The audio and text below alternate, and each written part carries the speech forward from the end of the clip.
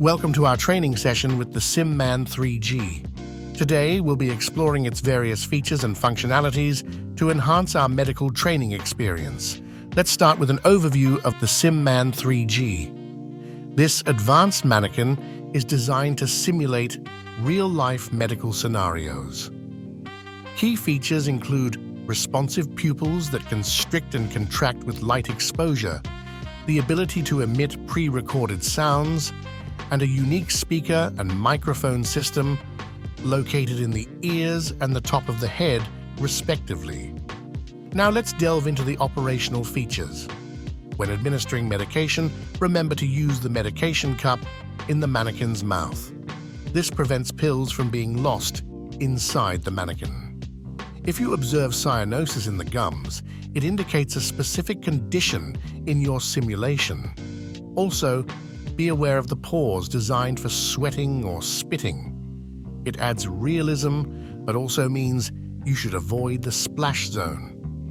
In case of audibility issues during the simulation, first, check if you're using the stethoscope correctly. If the problem persists, ask a partner to listen as well. If neither of you can hear anything, signal to the faculty by raising your hand and looking towards the control room windows for assistance.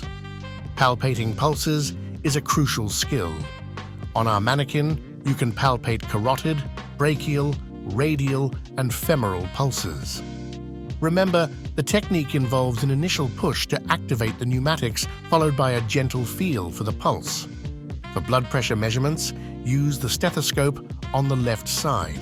If the monitor is on, you can also use the Start-Stop button for an automated reading. Remember, if the monitor is off, it's part of the scenario, and you should not turn it on. The O2 sensor functions like in a real patient, it needs to be correctly placed to get a reading. Handling the mannequin requires care due to its weight and articulated joints. When repositioning, be mindful of its weight and move cautiously to avoid any damage. An important aspect of our training involves treating the SimMan3G with the same respect and care as we would a real patient. This means moving them gently and with consideration. A key practice I want to emphasize, and something I should have done earlier, is wearing gloves before touching the mannequin. The oils from our skin can leave marks on the mannequin, leading to degradation and making it easier for contaminants to adhere. It's also crucial to remember not to place papers, especially fresh from the printer, directly on the mannequin.